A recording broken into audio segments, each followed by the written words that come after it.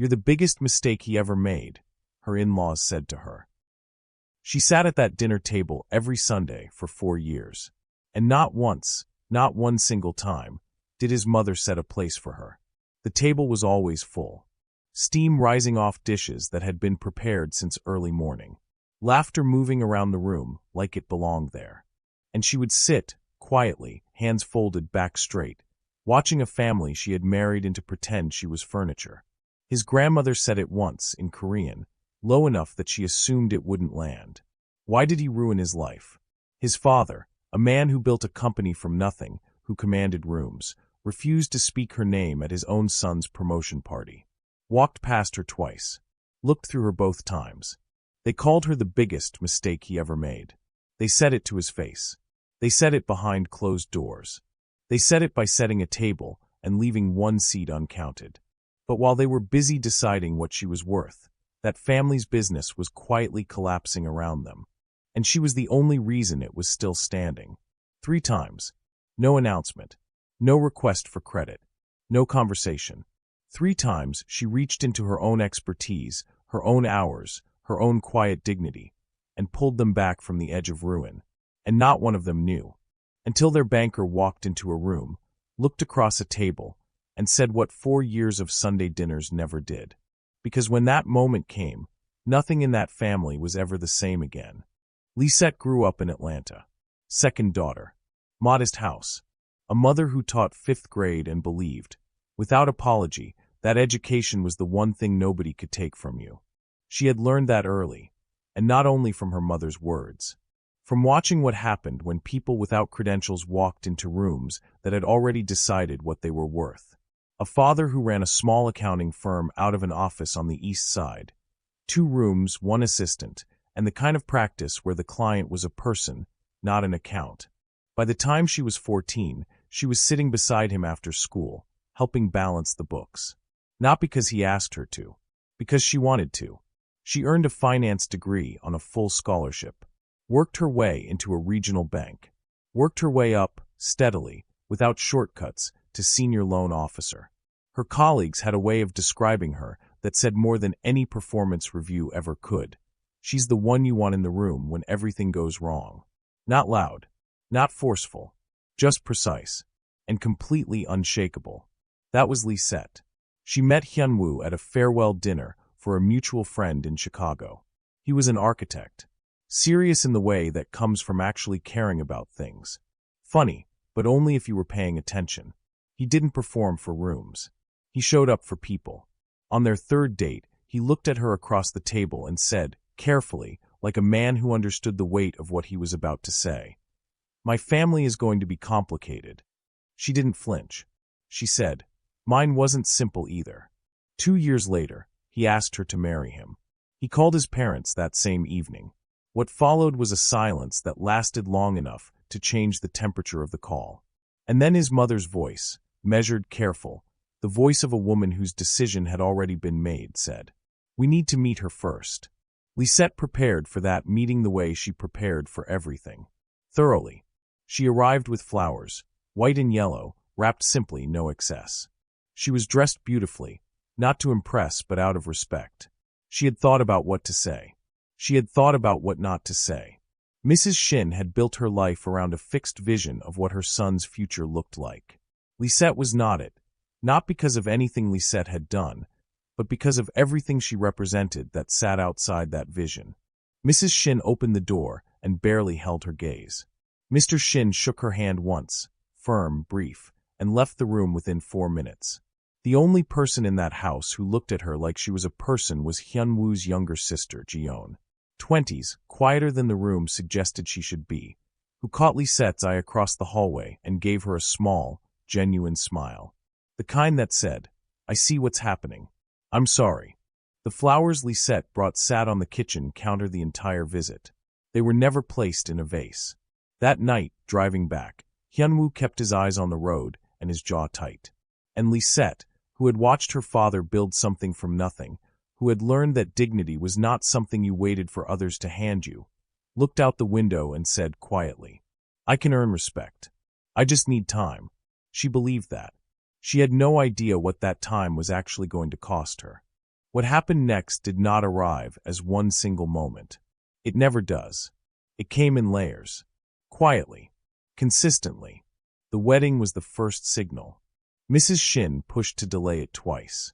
The first time, she cited a scheduling conflict with a family obligation overseas.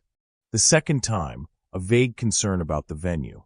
Extended family was told it was logistics. Nothing more. Nobody outside the immediate household was told what it actually was, a mother buying time, hoping something would change, hoping her son would change his mind. He didn't. The wedding happened. And on that day, Mrs. Shin moved through that reception introducing Lisette to relative after relative, elder after elder. And not once, not a single time, did she say her name. Not "this is Lisette." Not "this is our daughter-in-law Lisette." Just Hyunwoo's wife. As though a name was too much of a concession. Lisette's family, her mother, her aunts, cousins who had driven and flown in to celebrate her, were seated at the far end of the reception hall. Near the door. Away from the center. Away from the photographs. Away from the family table where the real evening happened. Her mother noticed. She said nothing. She raised her daughter well enough to know that some battles are chosen and some are endured, and wisdom is knowing the difference. Then came the business dinners. Shin & Sons was a mid-sized construction and property development firm. Hyunwoo's father had built it over 30 years. It was the family's identity as much as its income.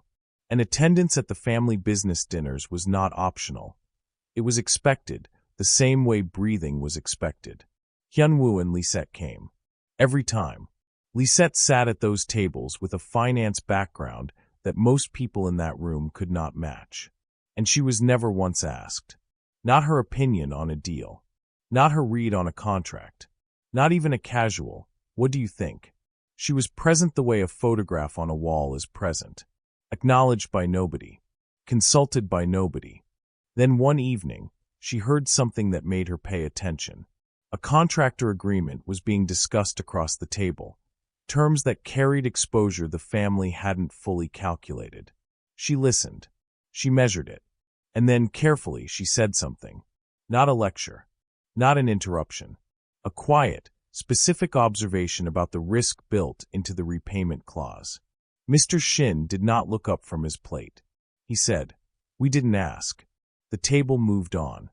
Hyunwoo's hand found her knee under the table. She did not react. She picked up her glass and took a slow sip and said nothing, because she understood something about dignity that the room did not. Then came Chuseok, the full family gathering. 3 generations. The kind of day where the house is loud and the food preparation starts the night before and the hierarchy of the family makes itself known without anyone having to say a word. Hyunwoo's grandmother, the matriarch 80s, sharp-tongued and unrepentant in it, pulled him aside during the afternoon. What none of them knew, what she had never given them reason to know, was that Lisette's Korean had been functional for 2 years. She had learned it quietly, the way she did most things. Without announcement. Without performance. She had never corrected their assumption. She had simply listened. Lisette heard the grandmother say it. "She is the biggest mistake you ever made. You will see." Hyunwoo pushed back. Firmly for him. The grandmother did not argue. She simply walked away, the way people walk away when they have already decided the conversation is over. Lisette stood where she was. She did not move toward them. She did not let her expression shift. She understood every word. She carried every word. And she said nothing, not then, not in the car home, not that night. Nothing. And then the pregnancy. When she and Hyunwoo shared the news, a moment that should have been uncomplicated joy, Mrs. Shin's response, delivered in front of 3 family members without hesitation, without lowering her voice, was this: "I hope the child looks like our side." 5 seconds of silence followed that sentence. Hyunwoo went completely still. Lisette excused herself, stood up from the table, walked to the bathroom, closed the door behind her. Nobody in that room spoke about what had just been said. When she came back, she sat down. She finished her tea. She stayed for another 40 minutes. But here is where this story changes, Because while all of this was happening, while she was absorbing every slight and every silence and every deliberate erasure, she was doing something else entirely. Something none of them knew about. Something that would determine whether that family's business survived at all. Shin and Sons had been growing. Ambitiously, perhaps too ambitiously. They had taken on a large commercial development project, the kind that, if it worked, would take the company to a different level entirely. The kind that, if it didn't, could take everything down with it. The lead contractor defaulted, and buried inside the original loan agreement, in the kind of clause that gets skimmed over during the optimism of a signing, was an early repayment trigger. The bank called the loan ahead of schedule. Legally, correctly, as far as anyone in that room understood. The family was looking at a $600,000 shortfall, called ahead of schedule, due faster than they had any capacity to cover. Mr. Shin told no one outside the family. That was not a financial decision, it was a pride decision. He had built that company across 3 decades. The idea of the outside world knowing it was in trouble was, to him, its own kind of collapse. Hyunwoo came home one evening and sat at the kitchen table and told Lisette everything. Not because he had a plan, because he had nowhere else to put it. He was devastated in the quiet way that men who carry too much go quiet, not dramatic, just hollowed out. She listened to all of it. She asked him to bring her the loan documents. He looked at her. She said it again, simply, "Bring me the documents." What followed were 3 nights that Hyunwoo would not fully understand until much later. Lisette sat at that kitchen table after their newborn daughter went to sleep. Highlighter in one hand, the original loan agreement spread in front of her, cross-referencing the compounding terms against standard lender protocol the way a surgeon reads a chart, line by line, looking for what doesn't belong. She found it on the second night. The bank had miscalculated the early repayment trigger. The compounding terms had been applied incorrectly. A lender error, not dramatic, not obvious to anyone without specific technical knowledge, but real. Documentable. Disputable. She drafted the formal dispute letter herself. Precise language. She handed it to Hyunwoo and told him to submit it through his lawyer friend. Just the letter. The bank reviewed it. They acknowledged the error. The loan was restructured. The shortfall was absorbed. Shin and Sons survived the year intact, without losing a single asset, without a single external party knowing how close it had come. The credit given to Lisette was also nothing. At the next family dinner, Mr. Shin mentioned, to no one in particular, that the bank had made a mistake and they had caught it. That Hyunwoo had handled it. He said it the way men say things they want closed, firmly, briefly, with no invitation for follow-up.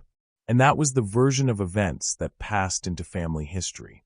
Hyunwoo standing in the kitchen doorway at 2 a.m, watching his wife work through documents by lamplight, their daughter asleep 20 feet away. He had stood there for a long time before he spoke. Long enough to understand what he was watching, and what it meant that she was doing it for people who had never once said her name with warmth.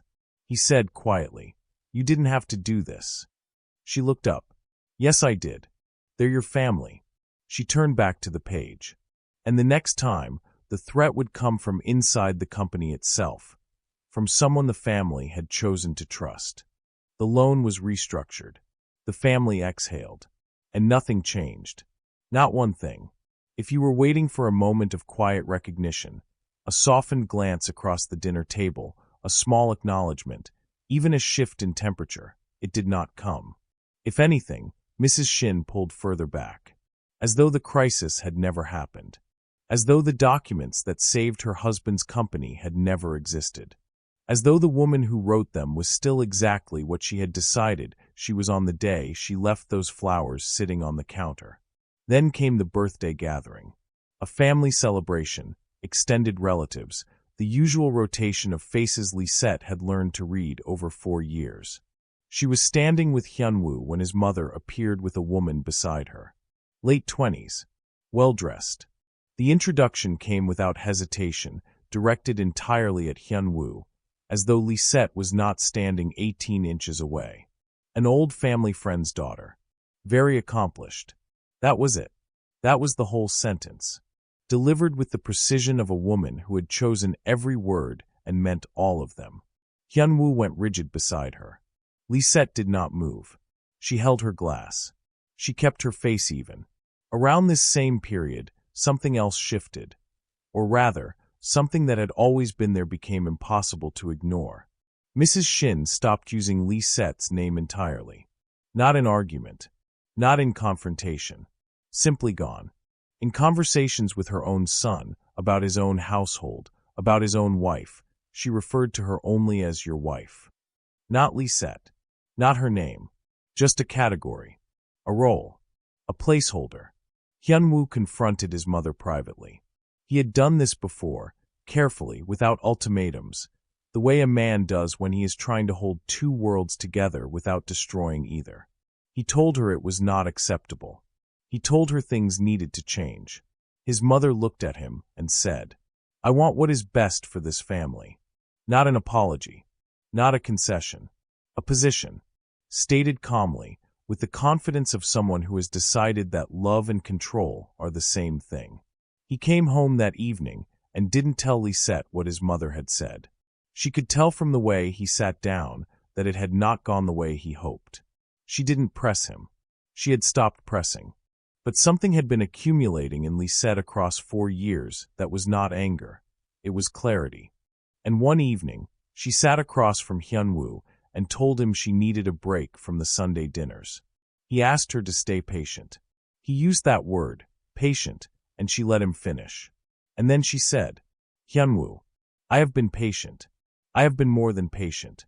But I will not keep bringing our daughter into a house where she watches her mother be invisible. I will not let her grow up thinking that is what a woman absorbs in silence. I will not do that to her." He heard her. He sat with it. He did not dismiss it. He did not argue. But he also did not act. Not that night. What did act, immediately, irrevocably, was something inside Lisette. She had named it out loud. She had said it to the one person who needed to hear it. And in doing so, she had closed a door on a version of herself that had been patient long past the point patience was serving anyone. She did not stop loving his family. She stopped pretending that love required her to disappear inside it. That distinction would cost something, and it would save everything. By 2021, Shin & Sons was expanding. New projects, new hires, the kind of growth that feels like vindication after a difficult few years. Mr. Shin moved through that period with the confidence of a man who believed the worst was behind him.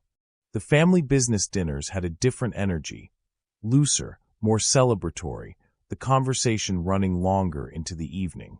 Nobody noticed the quiet erosion happening inside the accounts. The company had brought on a financial manager during the expansion, experienced on paper, well recommended, the kind of hire that gets made quickly during growth because there is too much happening to slow down and look carefully.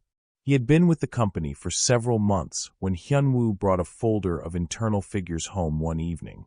Not for Lisette. Just paperwork that landed on the kitchen table the way paperwork does in a household where one person runs a company and another understands numbers. She wasn't asked to look. But the folder was open, the quarterly summaries face up, and 3 months of figures were enough for the pattern to register. Small discrepancies distributed carefully across multiple line items. The signature of someone who understood enough to be dangerous and trusted enough to have access. She sat with it for a day, ran her own informal analysis. Then she told Hyunwoo, "Someone is stealing from your father." Not a suspicion, not a concern, a conclusion. The family brought in an independent auditor. The financial manager was investigated, caught, and prosecuted. Shin & Sons recovered $140,000 that would otherwise have disappeared without a clear explanation, absorbed eventually into the noise of a growing company's books. At the family meeting where the outcome was shared, Mr. Shin sat at the head of the table and said, "Good thing we caught it in time." Nobody asked how it was caught. Nobody asked who had seen it first. The auditor was credited. The process was credited. The family's vigilance was credited. That same week, Lisette was in the kitchen when she heard Mr. Shin on the phone with a relative in the next room. She wasn't trying to listen. She was washing dishes. The water was running. But his voice carried, and the words were clear enough. He was saying the family's instincts had saved them. She stood at that sink with her hands in the water. She closed her eyes. She kept washing. 2 years passed.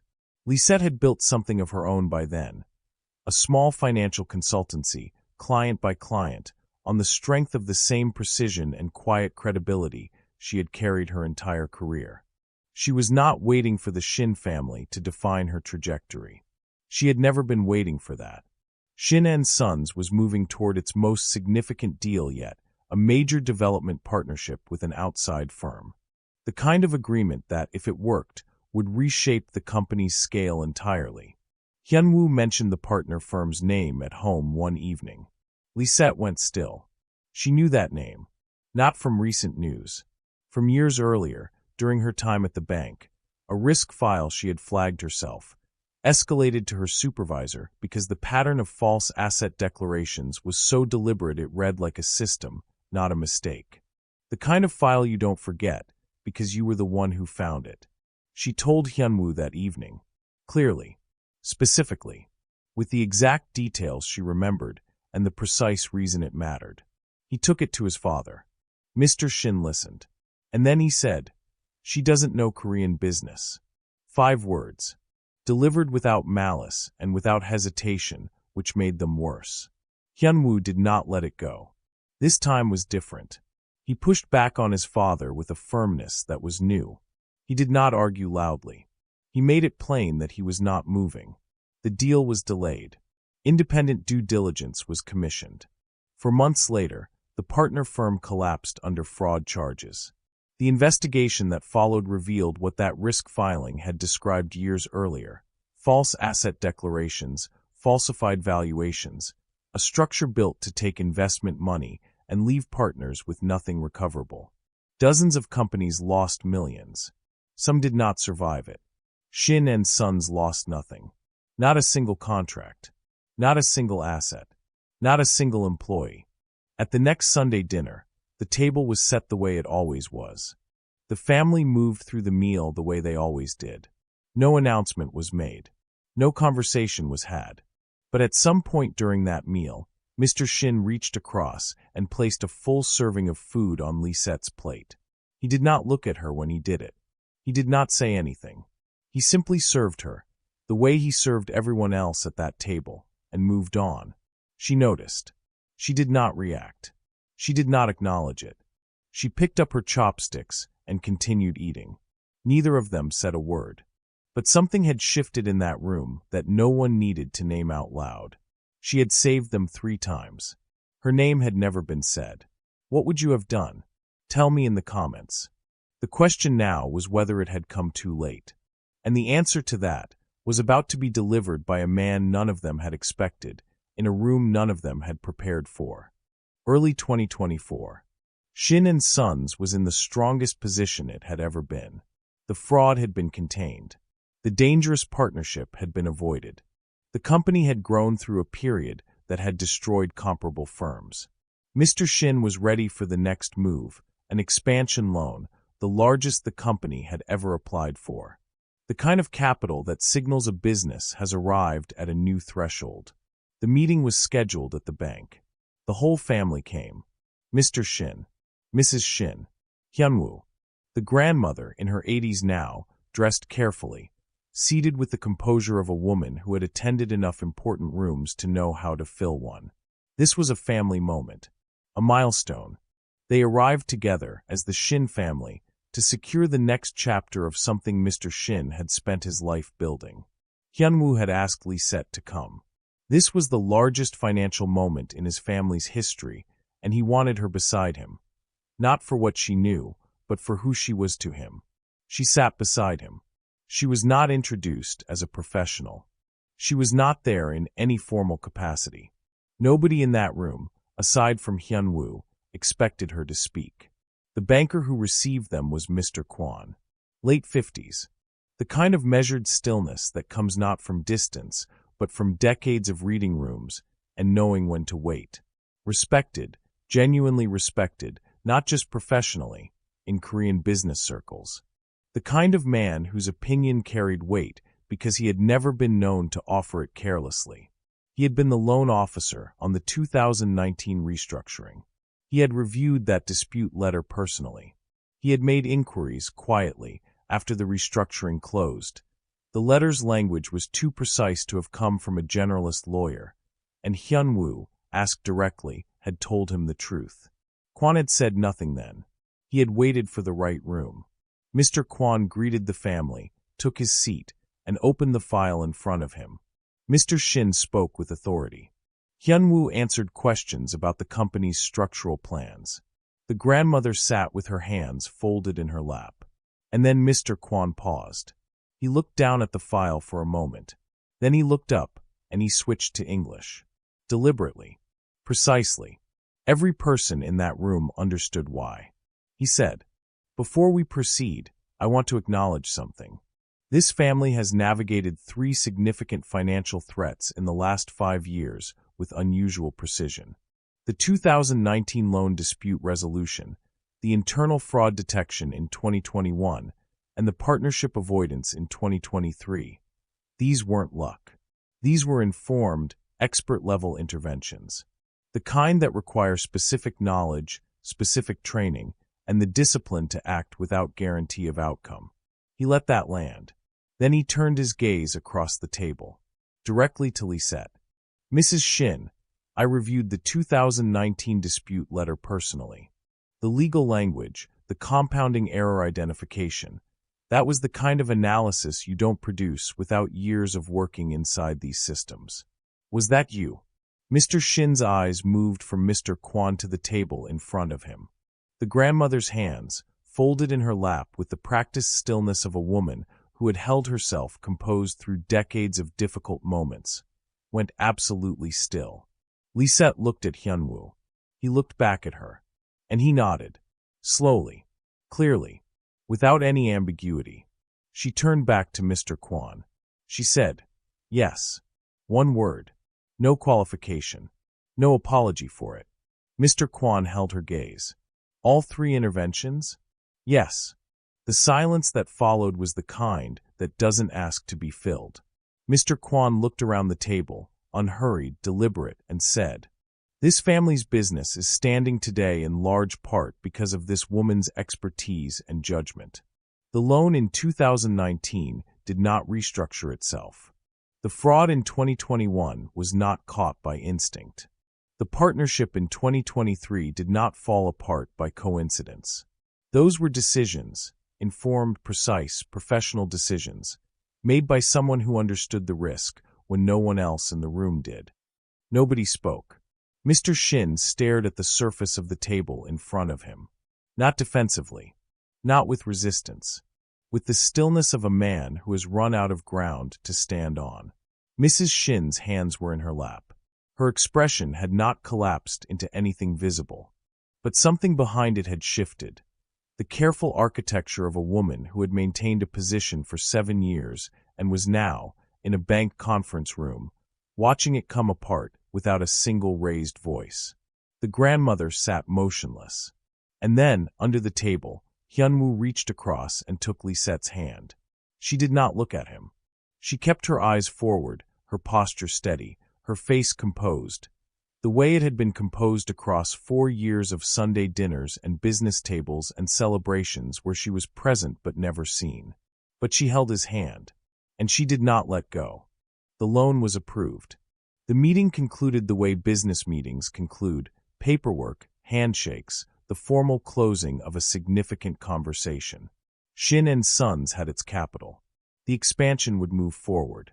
On paper, it was exactly what the family had come for. They walked to the car. They drove. And then Mr. Shin asked Hyun-woo to stop the car. No explanation. Just stop the car. Hyun-woo pulled over. Mr. Shin opened his door and got out. He walked around the side of the vehicle to the rear window, where Lisette sat with their daughter settled on her lap, leaning against her, absorbed in something out the window, completely unaware of the weight of the moment around her. He knocked on the glass. Lisette looked up. She rolled the window down. Mr. Shin stood on the pavement. A man who had built a company from nothing, who had commanded rooms for 30 years, who had shaken her hand once 7 years ago and left. He stood there and he looked at her, directly, for the first time, and the words came out slowly. "I was wrong about you. I am sorry." That was all.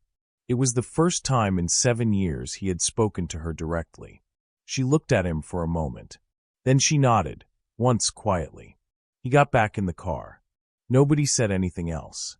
2 weeks later, the phone rang.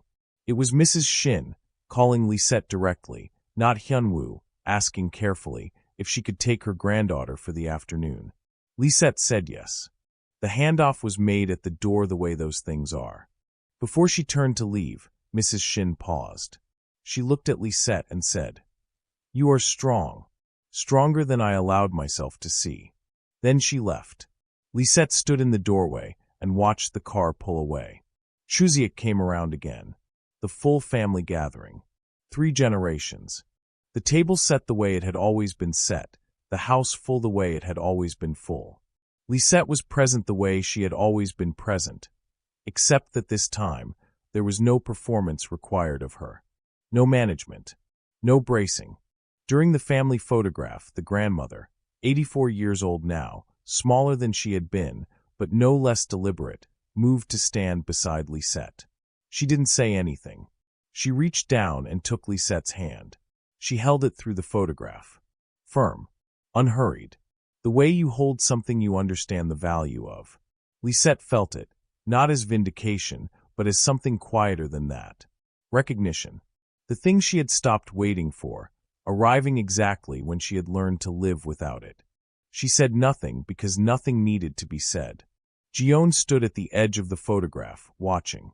She had been the first person in that house to see Lisette clearly. She had known from the beginning that this was how it would end. What Lisette understood, what she had perhaps always understood, was this. She did not reach into those documents at 2 in the morning to make a point. She did not flag the fraud or name the risk of that partnership to earn a seat at a table that had refused to set a place for her. She did it because Hyunwoo loved his family, and she loved him, and love, real love, not the conditional kind, does not wait for reciprocity before it acts. But she would not pretend it cost her nothing. It cost her years. Years of sitting in rooms where her name was not used. Years of watching her expertise talked past and her presence looked through. Years of absorbing, with composure, treatment that was never deserved and never earned. Grace is not weakness. Loyalty is not submission. And your worth does not wait for a room to decide it is ready to see you. The biggest mistake he ever made. That is what they called her. What that family found, slowly, across 7 years, through crises they did not navigate alone even when they believed they had, was that she was the foundation. Quiet, load-bearing, entirely unannounced. The kind of foundation you only understand when someone finally points at it and says, "This is what has been holding the weight." Some truths do not need a ceremony. They just need time. And one person in a room, willing to say out loud what everyone present should have known long before they walked through that door. If this story stayed with you, share it with someone who needs to hear it today.